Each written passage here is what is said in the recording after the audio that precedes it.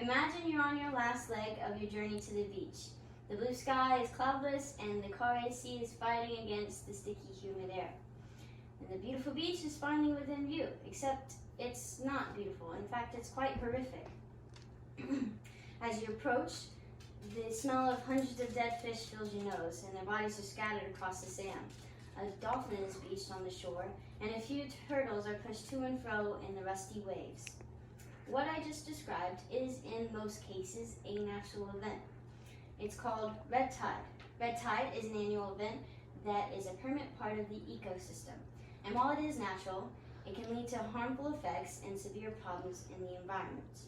Today I will describe what red tide is, what causes it, and what effects it has on the environment. First, let's describe what this red tide phenomenon is. It's actually algae that has massively multiplied and spread. The scientific term for it is harmful algae blooms, or HAB for short. Not all algae is harmful though, and an example of beneficial algae would be cyanobacteria, which is blue-green algae. Blue-green algae produces much of our oxygen supply during photosynthesis. Zodi and Abispor from Sarif University of Technology stated, quote, of 5,000 plus algae species and phytoplankton exist, 300 of those species cause high concentrated red tide events. Of those, only 1/4 is known to be harmful or toxic. The red in the name comes from the color they emit in their blooms. Min Sun Lin, along with a team of marine biologists, stated, quote, red tides are the most common type of harmful algae blooms that are caused by proliferation of phytoplankton, mostly dinoflagellates and diatoms, that show red or brown in color, end quote. The three main types of dinoflagellates that cause red tides are Alexandrium fundaeus, which spreads from New England to Canada, Alexandrium catanella, which spreads from Mexico to Alaska, and from Japan to Australia, and finally, Carenia brevis, which lives mainly in the Gulf of Mexico. Next, now that we know what red tide is, let's describe what causes it.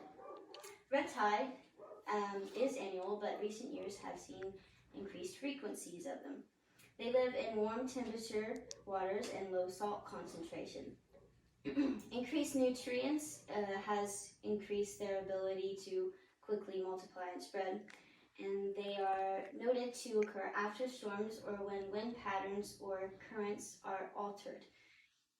Researchers from Hart Research Institute for the Gulf of Mexico studies found, quote, recent modeling suggests a southern origin and a general transport of 1, summer of coast winds carry sea populations to the Texas coast, and 2, a switch to down coast winds from summer to fall produce Ekman transport towards the coast, end quote.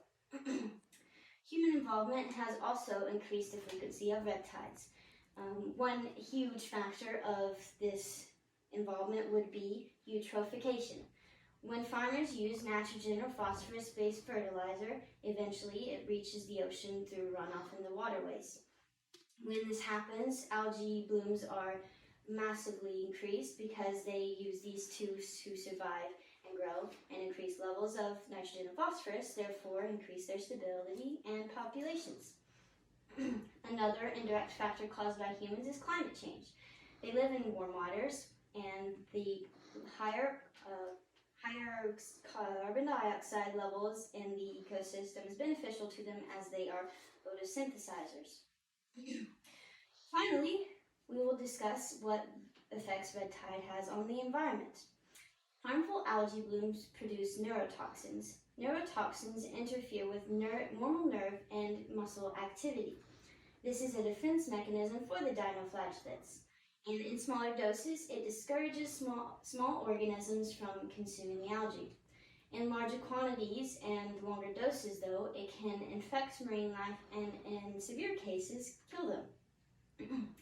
The toxins are ingested or absorbed through filter feeding, and larger organisms consume smaller infected prey and therefore become infected themselves. Humans can also be infected by the toxins. When humans eat contaminated food, they can experience coughing, shortness of breath, other respiratory issues, nausea, headaches, pain, and or numbness. Richard Sheeposh, an author from Salem Press Encyclopedia of Science, stated, quote, "Eating contaminated shellfish can cause paralytic shellfish poisoning, PSP, an illness that can lead to neurological symptoms such as tingling in the hands and feet, loss of muscle control, and difficulty breathing," end quote. Not only does red tide affect the marine and human health, it can also affect the economy as fishing industries experience loss and the tourism is decreased. In conclusion, we should study red tide and learn to understand it. It is an important environmental occurrence and can lead to harmful effects on the environment. I've told you today what red tide is, what causes it, and the effects on the environment. I hope in the future you decide to make choices that keep our tide blue.